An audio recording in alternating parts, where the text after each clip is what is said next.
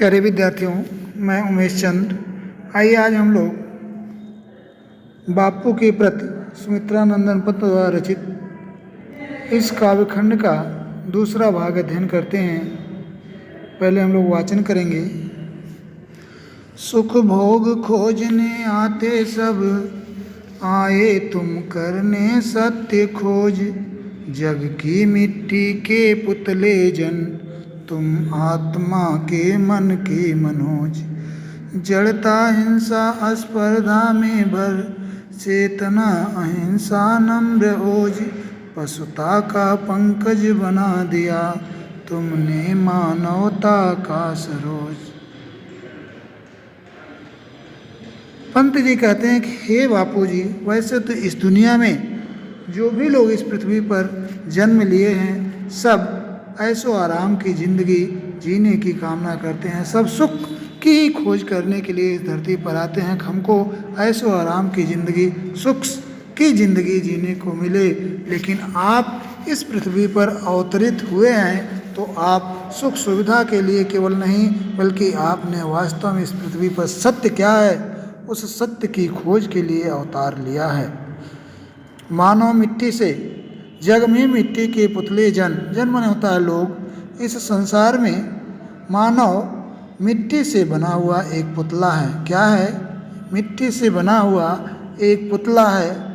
और आप भी हे बापू उसी मिट्टी से बने हुए हैं। लेकिन अन्य लोगों में आप में क्या अंतर है, इसका वर्णन करते हुए पंत जी कहते हैं कि मानव मिट्टी से निर्मित एक पुतला है। आप कि उस मिट्टी निर्मित शरीर में सत्य आत्मा निवास करती है। जग की मिट्टी के पुतले जन, तुम आत्मा के मन के मनोज। यानी आप भी उसी मिट्टी से निर्मित हैं, लेकिन आपके शरीर में हे बापू सत्य आत्मा निवास करती है। क्या रहती है आप में? आपके इस मिट्टी से बने हुए पुतले में सत्य आत्मा निवास कर रही है।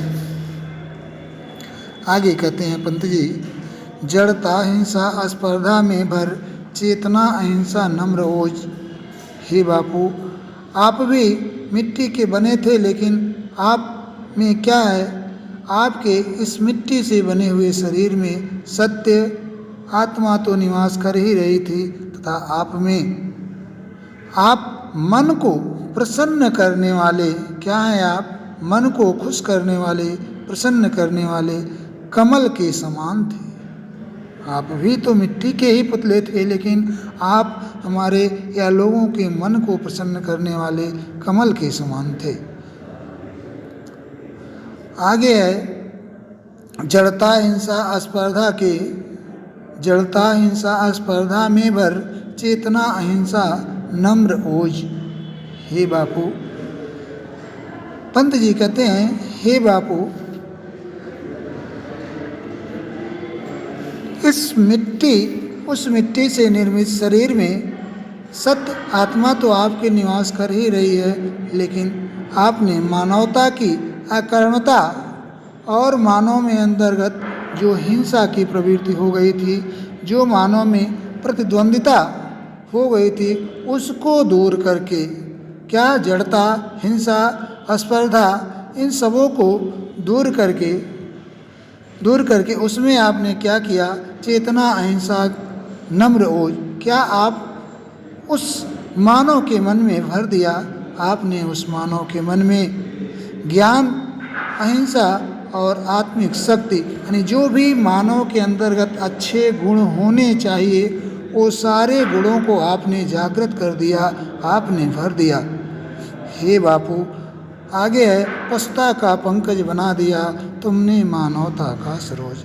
हे बापू, आपने तो इस मानव समाज में जितने भी बुराइयां व्याप्त थी, चाहे वह वर्ग भेद की बुराइयां रही हों, चाहे जात की बुराइयां रही हों, आदि जितनी भी हिंसा थे, आप इस हिंसा रूपी कीचड़ में उत्पन्न पंकज या कमल को आपने क्या किया? तुमने मानवता का सरोज, उस कमल को या पंकज को तुमने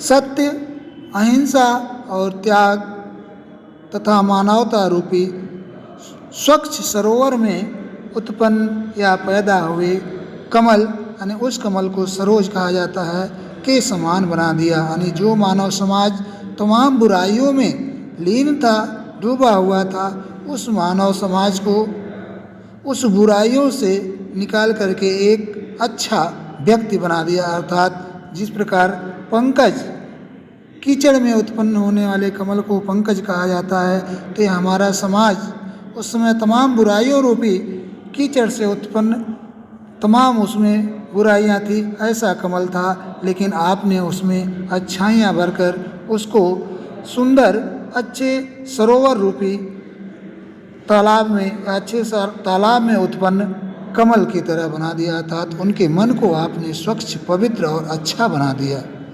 कि इसमें गांधी जी ने सत्य, अहिंसा आदि मानवीय गुणों के प्रसार करके संसार को एक नया स्वरूप प्रदान किया है, ये इसमें बताने की कोशिश की गई है। प्यारे बच्चों, आगे हम देखते हैं, अगले का वाचन हम लोग करते हैं। प्यारे विद्यार्थियों, अगला हम लोग वाचन करते हैं। पशुबल की कारा से जग को दिखलाई आत्मा की विमुक्ति, विद्वेष घृणा से लड़ने को सिखलाई दुर्जय प्रेम युक्ति, वर श्रम प्रसूति से की कृतार्थ, तुमने विचार परिणित उक्ति, विश्वानुरक्त है अनासक्त, सर्वस्व त्याग को बना मुक्ति। गांधी जी इसमें कहते हैं कि कारा माने होता है कारागार या जेल, या जिसे हम बंदी गृह कहते हैं। विश्वानुरक्त यानी संसार से प्रेम करने वाला, विश्वानुरक्त माने यहाँ क्या होगा, संसार से प्रेम करने वाला। समप्रसूति का अर्थ होता है श्रम के द्वारा पैदा हुआ या उत्पन्न विचार। परिणित का ऐसा होता है परिवर्तित या बदला हुआ।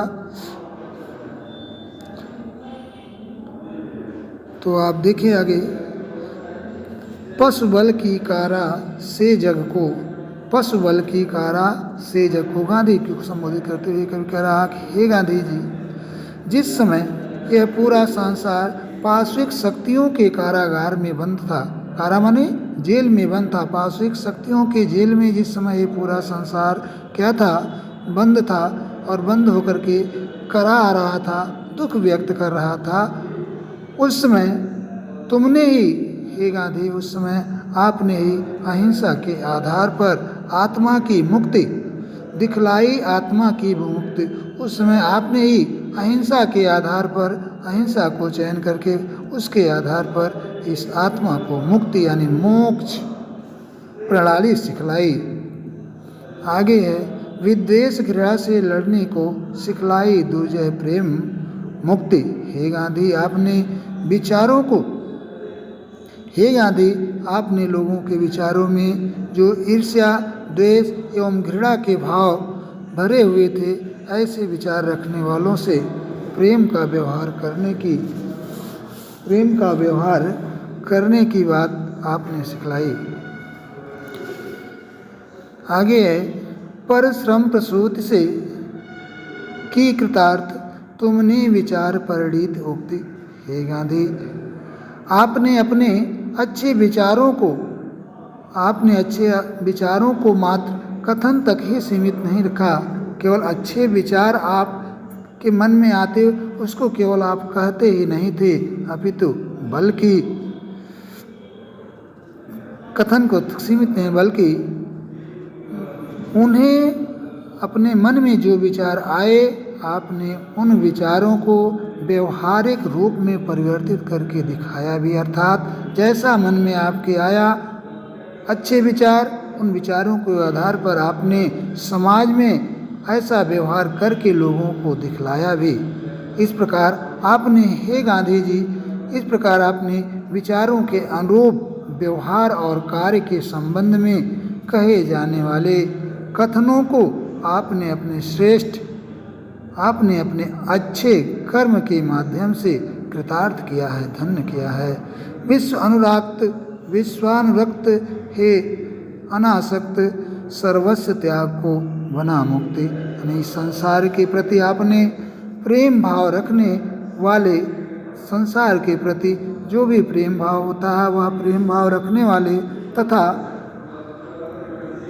आसक्ति रहित हे गांधी जी, आप सब कुछ अपना त्याग करके मोक्ष प्राप्त करने वालों में से थे। यानी आप ऐसे लोगों में से थे जो अपना सब कुछ त्याग कर इस दुनिया में मोक्ष प्राप्त करता है, ऐसे महापुरुषों में हे गांधी जी आप थे। तो प्यारे बच्चों, अगले वीडियो में हम फिर देखते हैं। प्यारे विद्यार्थियों, अब हम लोग अगले पद का वाचन करते हैं। इसमें पंत जी क्या कहते हैं देखेंगे जरा। उर के चरखे में कात सोच में युग युग का विषय जनित विषाद, गुंजित कर दिया गगन जग का, भर तुमने आत्मा का निनाद।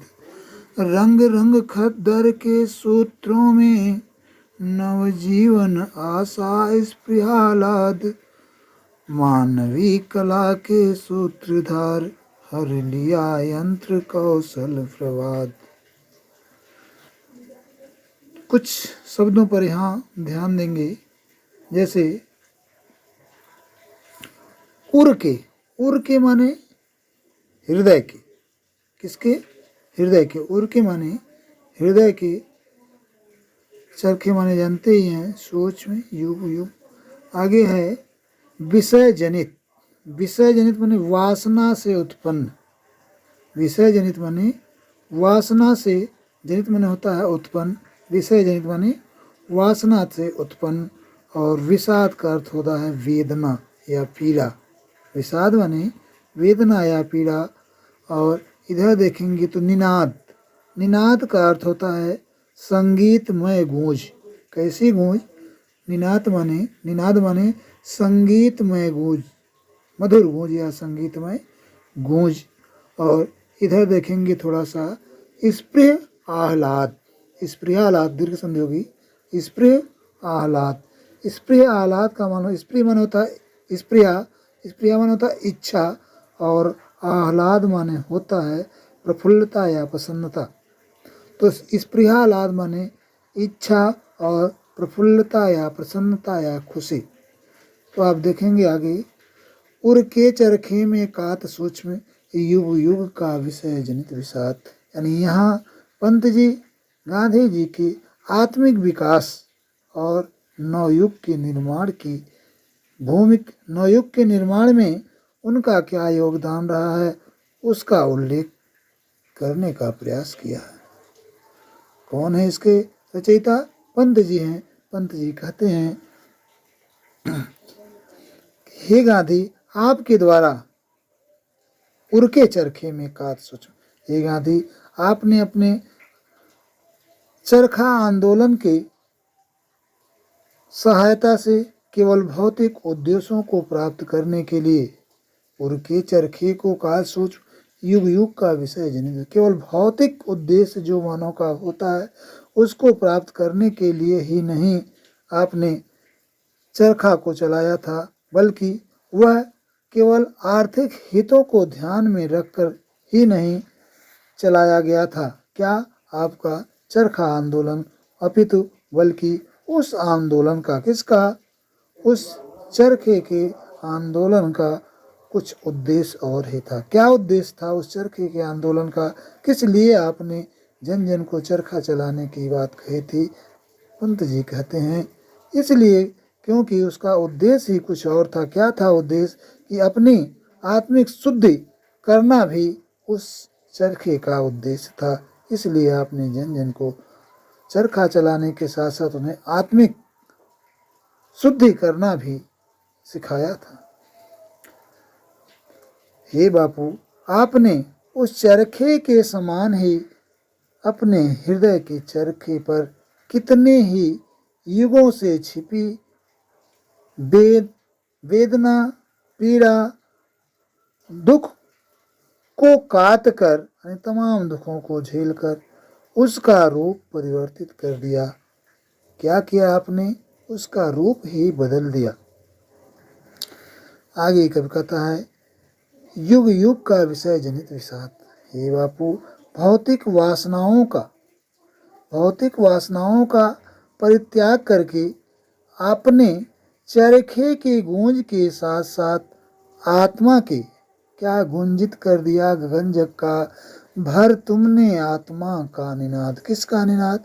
आत्मा का निनाद। हे बापू, आप चरखे की गूंज के साथ साथ आत्मा के आनंदमय संगीत को भी गगन में गुंजायमान कर दिया, पूरे गगन में उसको भर दिया। आगे, चरखे से काती गई सूत से बनी खादी को रंगने के साथ साथ क्या कवि कह रहा है? रंग रंग खद्दर के सूत्रों में नवजीवन आशा स्पृहालाद। यानी हे बापू, आपने सूत से बनी क्या, जो चरखे से आपने सूत काता था, उस सूत से बने हुए खादी वस्त्रों को रंगने के साथ ही साथ आपने उस खादी में जीवन की नवीन आशा और नए उल्लास को भी भर दिया।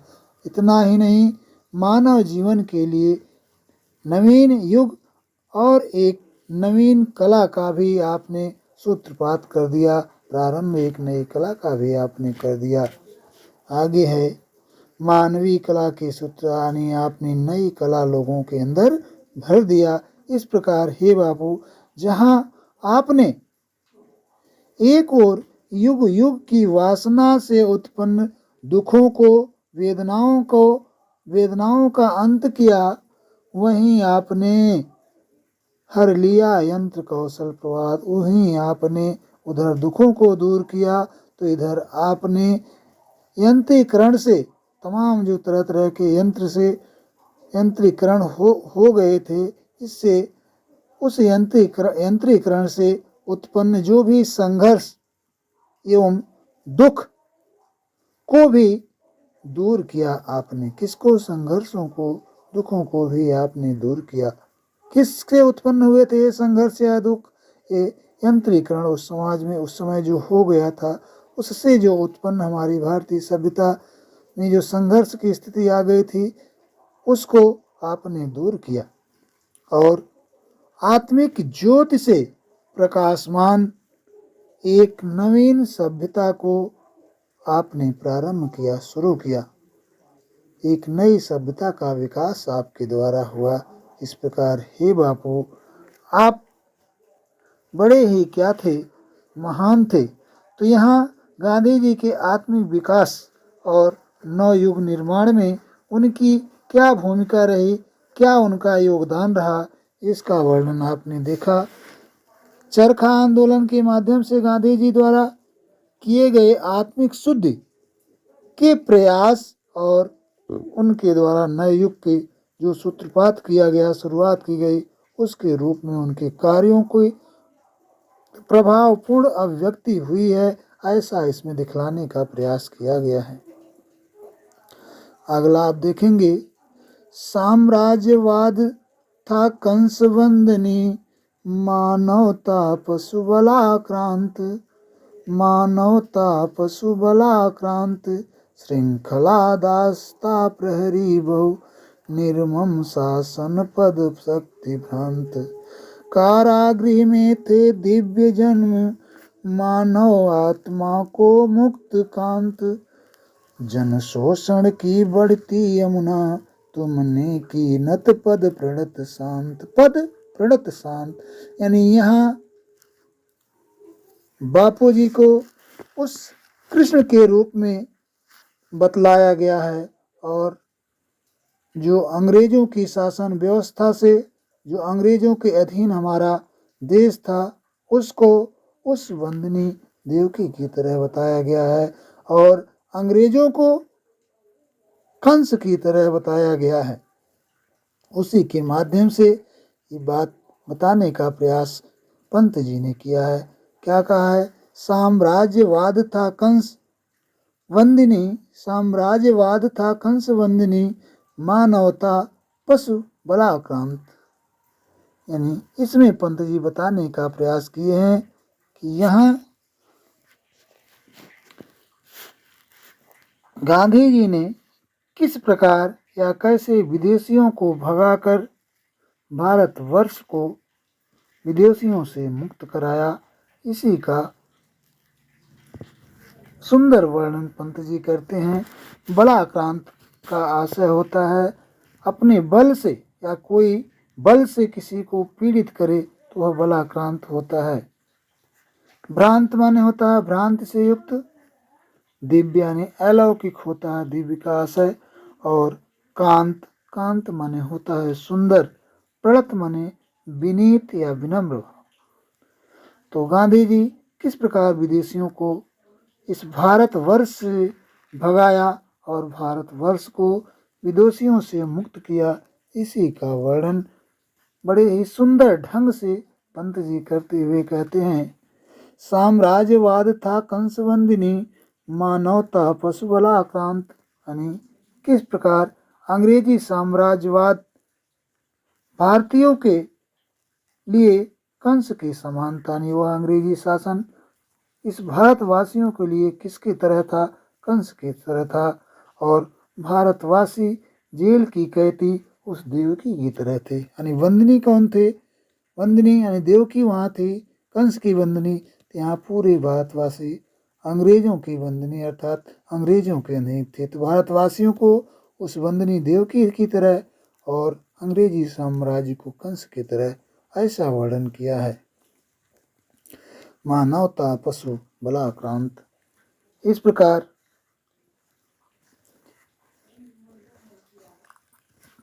जैसे भारतवासी जेल की कैदी देवकी के समान पीड़ित थे तथा पूरी मानवता अंग्रेजी साम्राज्यवाद पर आधारित अत्याचारों से उस समय क्या हो रही थी, पीड़ित थी। यानी जिस प्रकार कंस के अत्याचारों से देवकी पीड़ित थी, उसी तरह अंग्रेजी कंस के अत्याचारों से इस हमारी भारतीय जनता रूपी देवकी क्या हो रही थी, परेशान की जा रही थी, पीड़ित की जा रही थी। आगे है श्रृंखला दास्ता प्रहरी बहु, निर्मम शासन पद शक्ति भ्रम। श्रृंखला माने होता है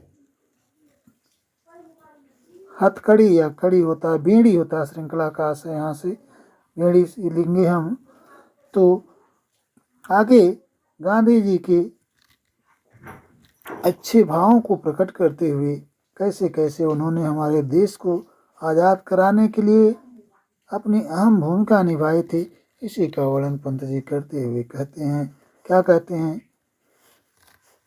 उसके पैर परतंत्रा रूपी बेड़ियों से जकड़े हुए थे। किसके पैर, हमारे भारत के पैर, भारतवासियों के पैर किससे जकड़े हुए थे, गुलामी या परतंत्रता रूपी बेड़ियों से जकड़े हुए थे। पद और शक्ति के कारण भ्रमित शासन के उच्च पदों पर कार्य करने वाले, अत्याचारों का कार्य करने वाले जितने भी अधिकारी थे वे सब निर्दयी ही थे। जो जेल के पहरेदार थे उनके अंदर तनिक भर भी दया नहीं थी। आगे कहते हैं, कारागृह में दे दिव्य जन्म, मानव आत्मा को मुक्त कांत। कारागृह का अर्थ होता है जेल। क्या होता है कारागृह का अर्थ, जेल। जिस प्रकार देवकी ने कृष्ण को जेल में जन्म देकर कंस के अत्याचारों का दमन कराया, उसी प्रकार हे बापू आपने भी देश के कल्याण के लिए कई बार जेल जाकर मानव जाति को मुक्त कराया। किससे, अंग्रेजों से, भारतवासियों का शोषण करने वाली ब्रिटिश शासन रूपी। यानी यहाँ देखिए क्या है, जन शोषण की बढ़ती यमुना, तुमने की नत पद प्रणत शांत। जिस प्रकार जब वसुदेव जी कृष्ण को लेकर के मथुरा की तरफ जा रहे थे, यानी मथुरा से गोकुल की तरफ जा रहे थे, तो उस समय यमुना का पानी बहुत तेज से बढ़ने लगा था और कृष्ण ने अपने चरण को नीचे कर दिया। उस यमुना का जल श्री कृष्ण के चरणों को छू करके शांत हो गया। ठीक उसी तरह हे बापू, किसकी तरह, भगवान श्री कृष्ण की तरह, हे बापू आपने भी क्या किया, भारतवासियों का शोषण करने वाली उस अंग्रेजी शासन रूपी यमुना को तुमने अपने पैरों या चरणों से शांत चरणों में शांत भाव से झुका दिया। कहने का आशय है कि जिस प्रकार बढ़ती हुई यमुना बालक श्री कृष्ण के चरणों का स्पर्श करके अपनी चंचलता या जो अधिक उफान पर थी उसको छोड़कर समान गति से यानी प्रवाहित होने लगी, बहने लगी। उसी प्रकार हे बापू, आपने अत्याचारी, अन्यायी और शोषणकारी जो अंग्रेज थे या विदेशी राज्य की सत्ता थी, उस विदेशी राज्य सत्ता बापू के समक्ष झुक गई और भारत देश कंस जैसे आताताई अत्याचारी शासक से क्या हो गया, मुक्त हो गया। तो आप उस अंग्रेजी सरकार रूपी कंस को आपने इस दुनिया से नहीं बल्कि इस भारत से क्या किया, मुक्त कर दिया। इस तरह से हे बापू, आप क्या हैं, धन्य हैं। आपकी ऐसी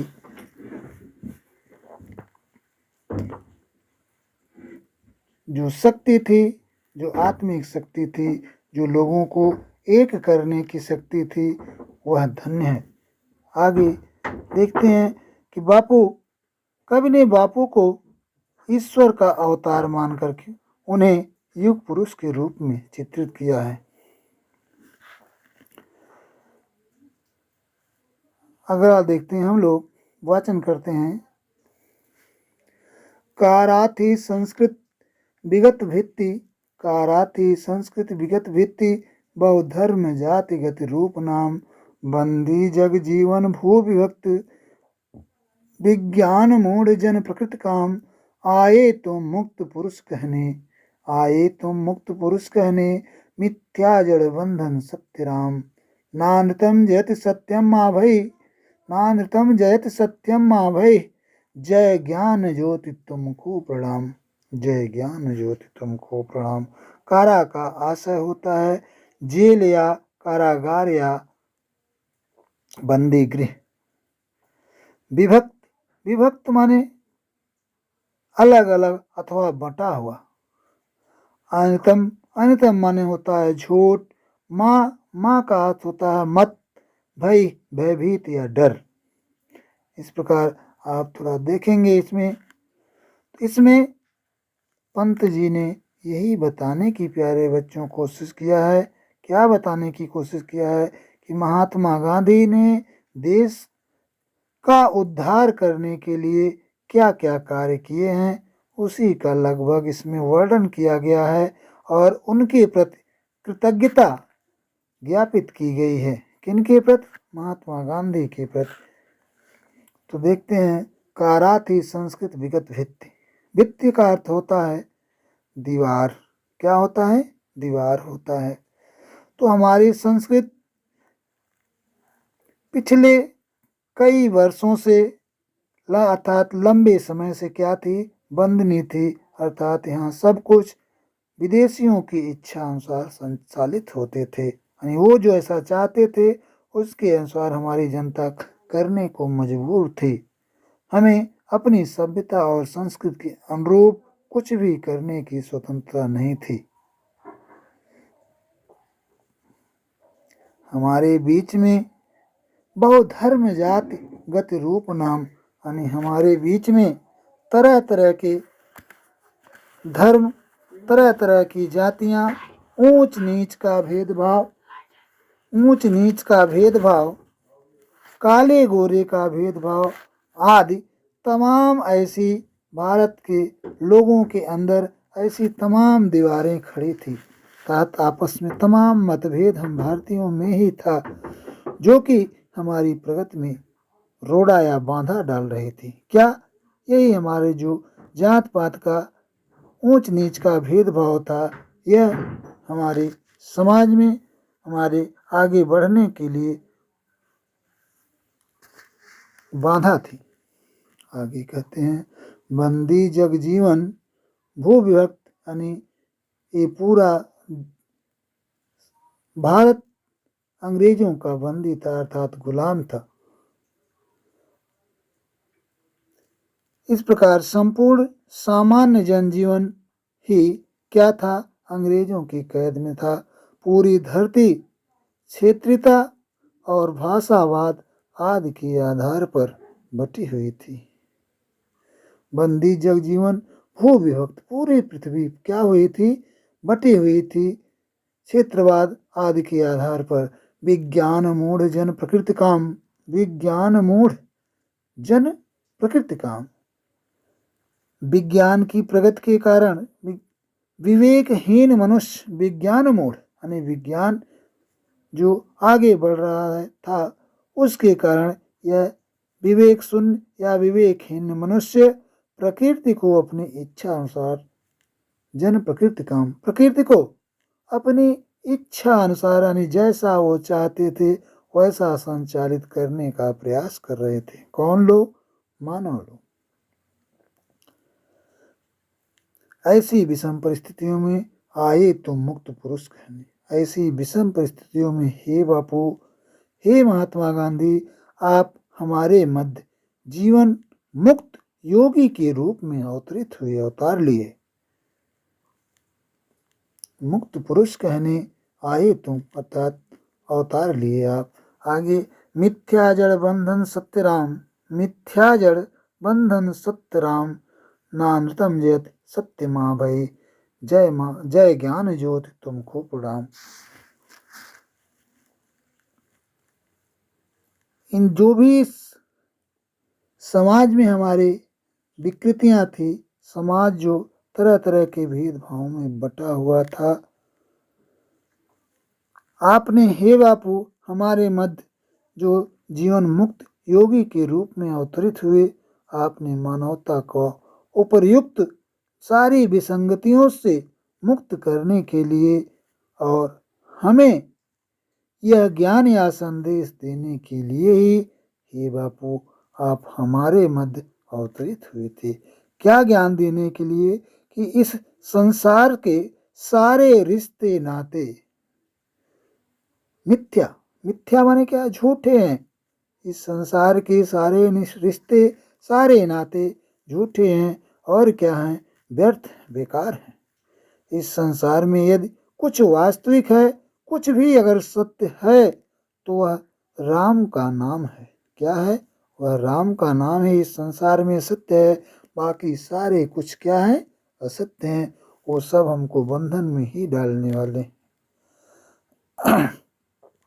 यहाँ सत्य की नहीं, यहाँ सत्य की नहीं, नानृतम, नानृतम जयत, यहाँ न अनृतम, अनृतम माने होता है झूठ और न माने होता है नहीं। न धन अनृतम, अनृतम न यानी झूठ की नहीं, असत्य की नहीं, जयत अर्थात जय होती है। यहाँ असत्य की जय नहीं होती है। सत्यम माँ भई, बल्कि असत्य की जय नहीं होती है। जय किसकी होती है? सत्यम जयत, ना अर्थम जयत सत्यम, अर्थात सत्य की जय होती है, असत्य की जय नहीं होती है। विजयी कौन होता है? सत्य ही विजय प्राप्त करता है। आगे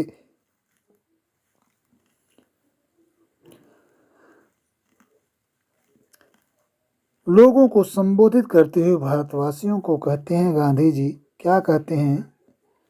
कहते हैं इसलिए आए भारतवासियों डरो मत। क्या मत करो? डर को अपने अंदर से निकाल दो, डरो मत। ऐसी ज्ञान की ज्योति जगाने वाले जो बार बार कहते थे सत्य की ही जय होती है, असत्य की जय नहीं होती है। इस प्रकार है भारतवासियों तुम क्या करो? डरो मत। ऐसी ज्ञान की ज्योति जगाने वाले हे ज्योति परोस, हे ज्योति पुरुष, ऐसी ज्ञान को जगाने वाले हे ज्योति पुरुष कौन? गांधी जी। हम आपको क्या करते हैं? प्रणाम करते हैं। हम सब भारतवासी आपको क्या करते हैं? प्रणाम करते हैं। यानी इस प्रकार गांधी जी को भावांजलि दिया गया है। किनके द्वारा? सुमित्रानंदन पंत के द्वारा। यानी इन पंक्तियों में कवि ने उस समय के सामाजिक, राजनीतिक और सांस्कृतिक परिस्थितियों की यथास्थिति का उल्लेख किया है। मुक्त पुरुष और ज्ञान ज्योति कहकर कवि ने, पंत जी ने महात्मा गांधी को अवतारी पुरुष के रूप में प्रस्तुत किया है।